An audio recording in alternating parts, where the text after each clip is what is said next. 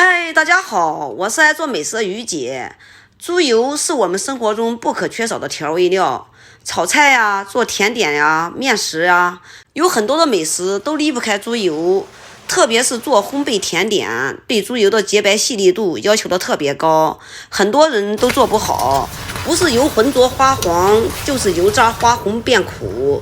今天我就来给大家分享正确做法，炼出来的猪油洁白细腻，油渣微黄酥脆，好吃不浪费。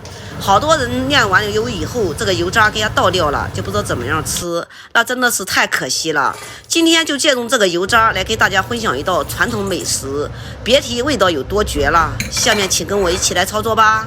今天花了20块钱买了5斤的猪板油，我们这边的猪板油呢4块钱1斤，我感觉还是挺划算的。你们那边的板油卖多少钱1斤呢？首先把猪板油放在案板上，把上面的瘦肉给它剔掉，等一会儿放其他瘦肉一起。今天上午呢要吃一个肉伐，瘦肉剔掉以后给它改刀切成大块，这个块呢不能切太小，太小呢在炼油的过程中呢，这个油渣容易炸糊。切好以后给它放入不烫水的温水里，给它清洗一下，清洗干净以后给它倒入锅里，然后我们开始来炼油。板油全部都倒进锅里以后，然后再向锅里面加大约500毫升的清水。放清水呢是用热气把里面的油先给它逼出，逼出以后在后期炼的时候油比较清澈，并且那个油渣呢也不容易炸糊。水加上以后开中火，盖住盖子先烧个10分钟左右，然后打开盖子给它焯一下，里面的水已经收的差不多了，然后给它转小火，小火慢炒，火呢千万不要大了，火大了呢炼出来的油呢它有点发黄浑浊，油渣里面还含有很多的油，但是油渣已经发苦了，油渣发苦不能吃，也很浪费。就像这样小火慢炒，油呢特别的清澈，油渣呢炼的微黄，里面的油已经都出来完了。好了，我们的油已经炼好了，现在把油渣给取出，花了20块钱炼了半锅的猪油，非常的划算哦。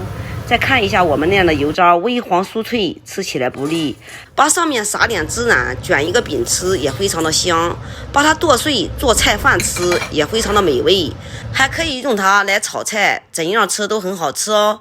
但是我今天利用这个油渣给大家分享一道过去老一辈人常吃的一道美味，现在的人呢好多人都没有吃过，等一会儿呢我可详细给大家分享。现在呢先把油给它倒出，倒油之前呢，把餐巾纸给揭开，垫在漏勺的上面，代替纱布，把我们炼好的猪油给它过滤一下。像我们这样炼出来的猪油呢，清澈见底，等一会儿凉了，自然洁白细腻。油炼好以后，放在室温自然冷却。下面我们来和一点面，等一会儿搭配那个油渣，给大家分享一个好吃的。800克面粉里面加2克的盐，用330克的凉水和面，边倒边搅拌。给它搅拌成絮状的时候，加一点点的猪油，也大约就是20克左右，再次给它搅拌均匀，然后下手开始揉面，随便给它压一压，压成一个偏硬的面团，用保鲜膜包住，洗面20分钟，等它洗软了以后，然后再来给它揉一遍。其实和这个偏硬的面团啊是有技巧的，你越是揉它越是不光。每当它洗软了以后，再来给它揉一遍，随便揉个10几秒，然后再用保鲜膜包住，再给它揉一遍。像这样连揉3次，它马上就会光滑细腻。面团经过3醒3揉后，给它一分为2，再把2份都给它揉圆，用保鲜膜包住，放在一边醒花。下面我们把韭菜给它摘一摘，然后给它放在清水里，给它清洗2遍。清洗干净以后，给它放在一边沥水备用。韭菜洗干净以后，最好放在一个阴凉通风的地方，给它晾干表面的水分，以免后期出水。下面我们来和一点点的面糊，碗里加少量的清水，再加适量的面粉，给它和成一个光滑细腻的面糊，然后再往面糊里面打3个鸡蛋，给它搅散以后呢，等一会儿我们用油给它炒一炒。看到这里，大家可能又要来问我了，炒个鸡蛋里面加面糊能好吃吗？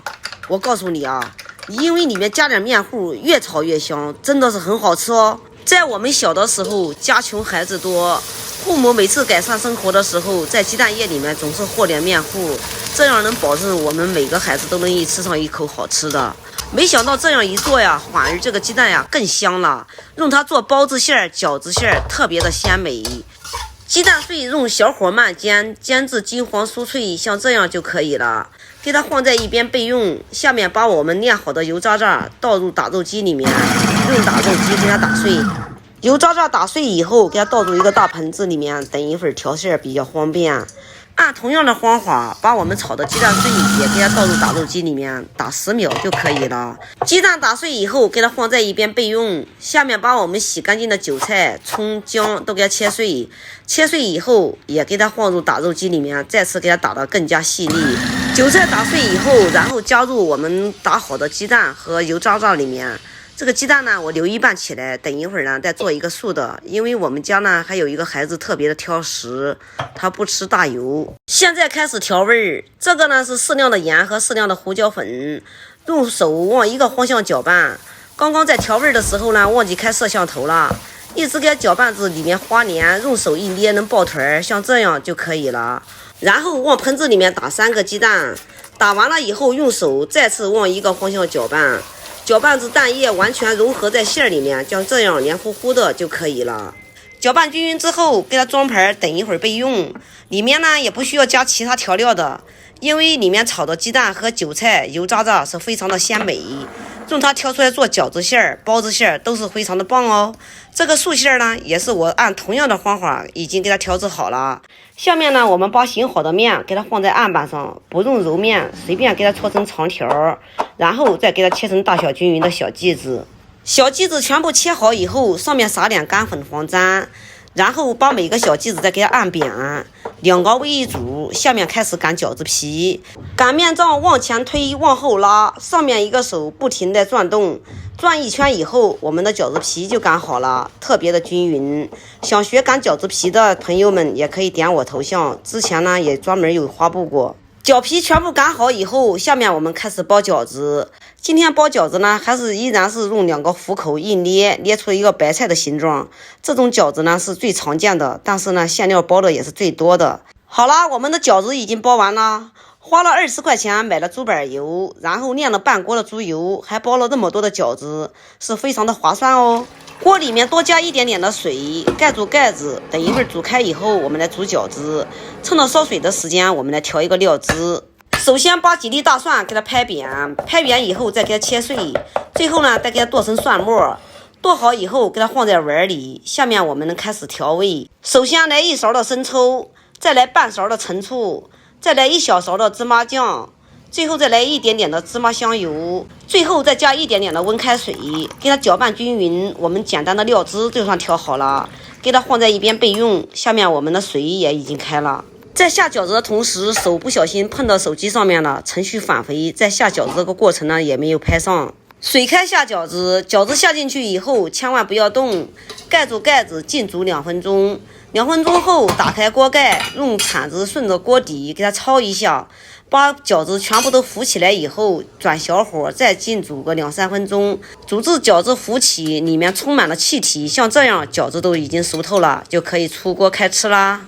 我们的饺子已经煮好了，打开一个让大家看一下。